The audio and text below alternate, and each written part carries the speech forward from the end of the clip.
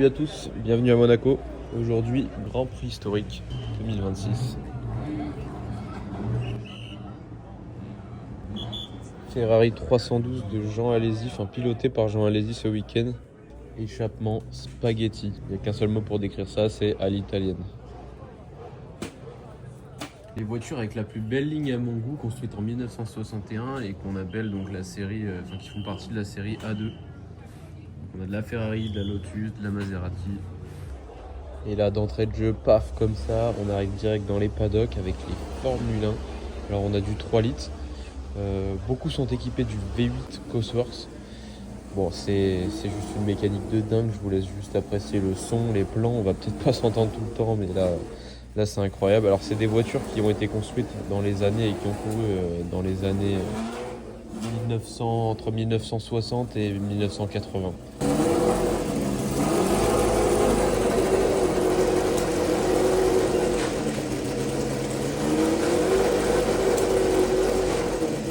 C'est juste des bêtes de course. On a 500 chevaux pour 600 kg, ça doit être bestial, boîte manuelle. Celle-ci, c'est un petit peu mon petit coup de cœur dans ce paddock. Ancienne voiture de James Hunt. Alors si vous ne connaissez pas James Hunt, c'est un des rivales iconiques de Niki Lauda et qui a été lui aussi champion du monde en 1976, si je dis pas de bêtises.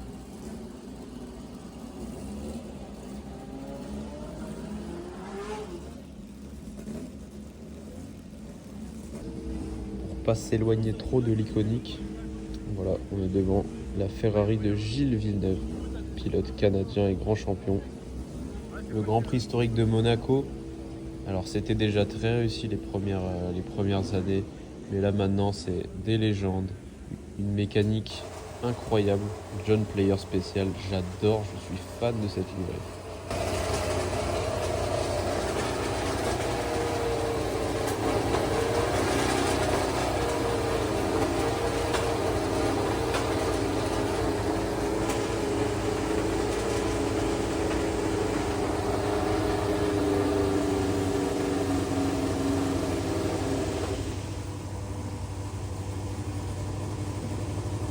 Jackie X, c'est 114 courses en Formule 1, 13 pole positions, 25 podiums, quasiment une dizaine de victoires et il a été vice-champion du monde en 69 et 70. Là on arrive un petit peu à l'endroit, donc fin de paddock, c'est l'endroit où tous les montages de pneus sont faits. Et regardez-moi cette belle Lancia Delta intégrale, c'est une Evo 2 à mon avis, elle est juste magnifique avec la livrée Martini. On était tout à l'heure devant la voiture de James Hunt, et maintenant, ça ne s'arrête jamais. Encore de l'historique. Voiture de Niki Lauda, son plus grand rival.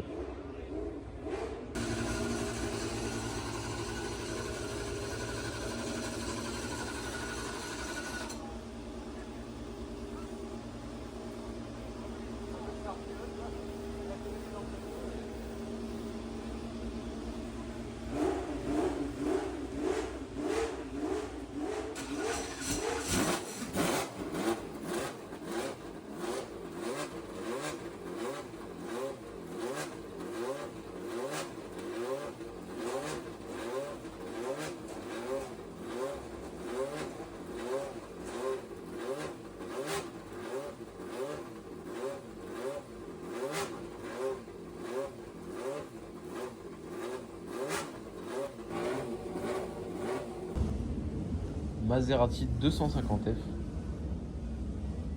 Donc 2,5 litres 6 cylindres Maserati. Alors ça c'est des moteurs, c'est pas extrêmement puissant, ça fait 250 chevaux environ, mais ça fait un son assourdissant et c'est très sympa à voir rouler, c'est ce qu'on va voir dès maintenant.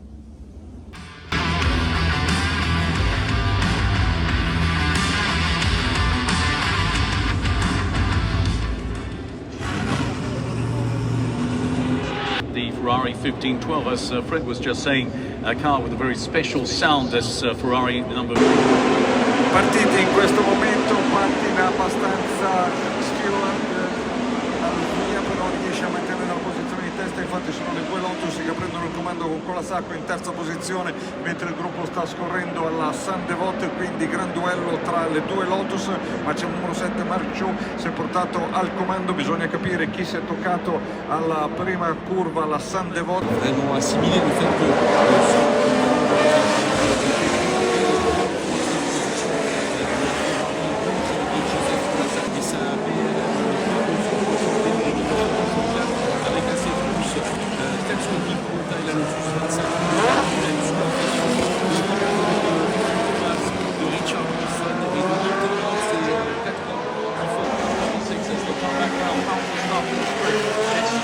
cambiata, l'abbiamo visto uscire del gruppo, la traiettoria in questo momento di Stewart è abbastanza in crisi da questo punto di vista.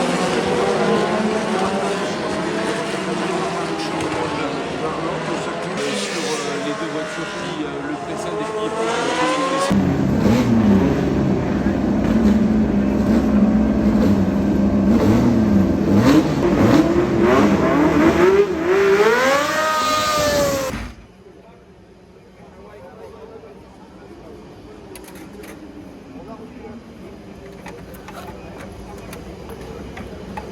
Félicitations parce que vous êtes super. Est-ce que oui, voilà, j'ai des réponses. J'ai des réponses forcément. Merci. They get off from the start, and it's a good clean start for Michael.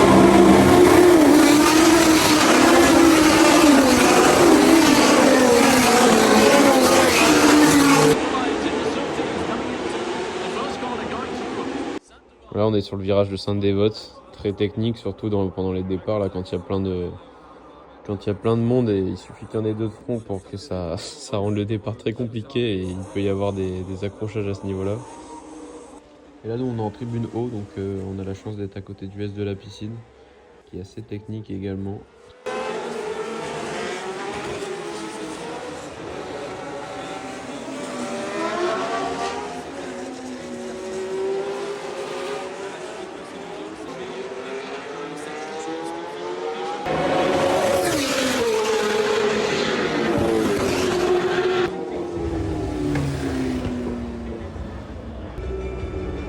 Celle-là fait un bruit juste dingue, le son est incroyable.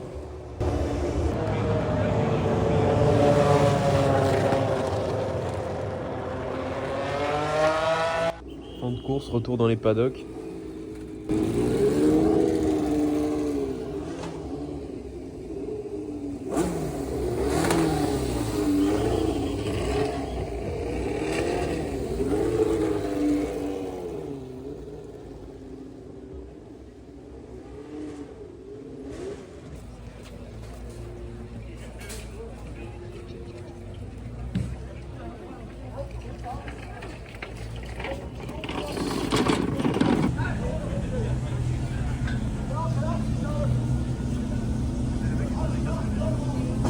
Ouais, grave. Roger.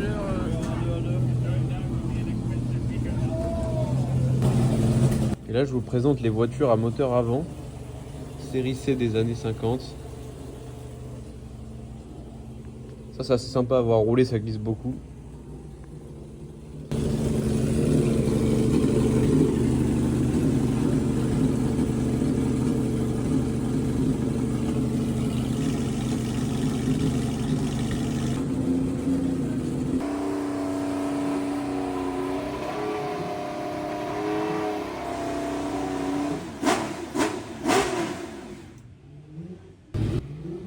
Waouh, Bugatti, Ferrari, les débuts en course de Ferrari.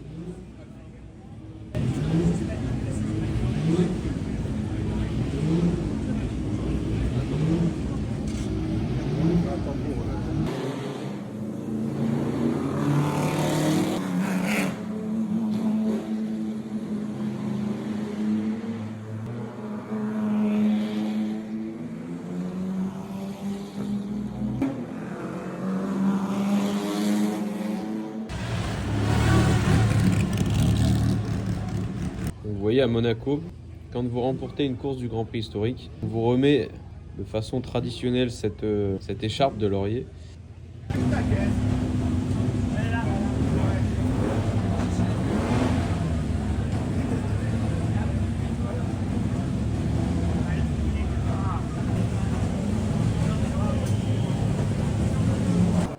Et là on arrive dans la partie, je n'ai pas de mots pour décrire ce qu'on voit aujourd'hui. C'est la raison principale pour laquelle on est venu à Monaco pour cette 15e édition du Grand Prix historique.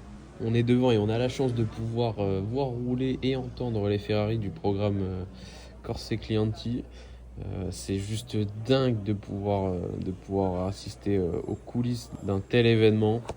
Regardez-moi ça, je vous partage ces images en interne du paddock. De pouvoir se servir aujourd'hui d'une Ferrari des années 2000 et en tout cas d'une Formule 1, c'est devoir faire appel à une équipe d'ingénieurs d'époque. C'est vraiment pas tous les jours qu'on a le privilège d'entendre et de pouvoir écouter en tout cas un V10 d'époque, et encore plus une Ferrari et encore plus dans les rues de la principauté de Monaco, c'est juste dingue. Les V8 et V10 sont maintenant prêts à rugir. Et je vais vous laisser écouter ça, c'est d'une sonorité à couper le souffle.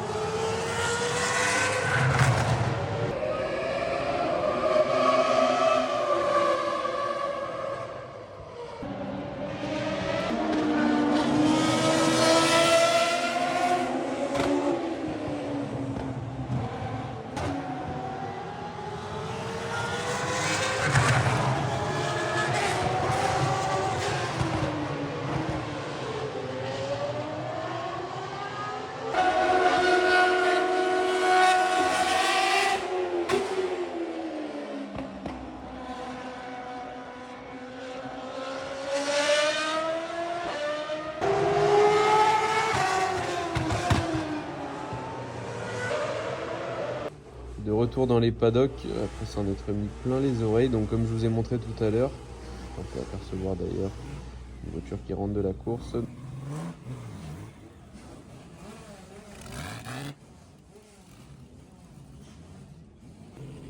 On est sur les voitures donc à moteur avant, donc des années 50, et on va du coup devoir prendre le départ à Monaco. Le contingent de ces 28 voitures de la série C qui est en train de se ruer vers le virage du casino. De très belles voitures évidemment qui ont marqué leur époque dans les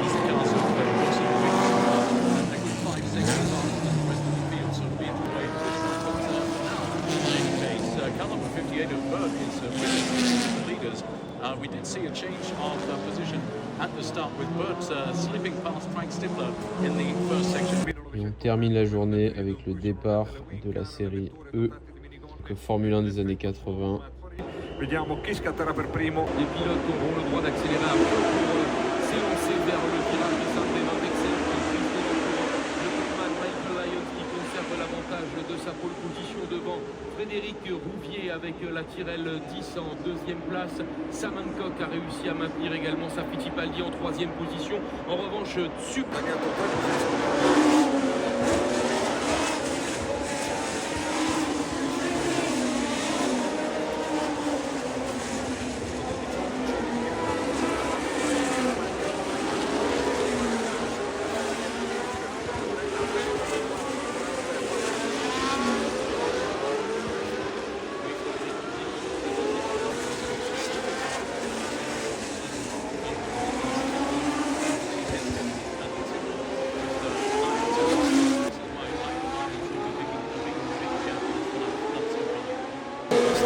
Notamment ici Vercandona qui est sous la menace de Matthew Wrigley depuis quelques minutes maintenant.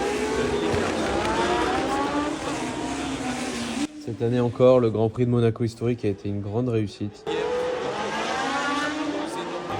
Et ça a été un honneur de voir autant de légendes rouler sur une piste aussi iconique. Félicitations à tous les pilotes qui nous ont régalé tout au long de ce week-end de course.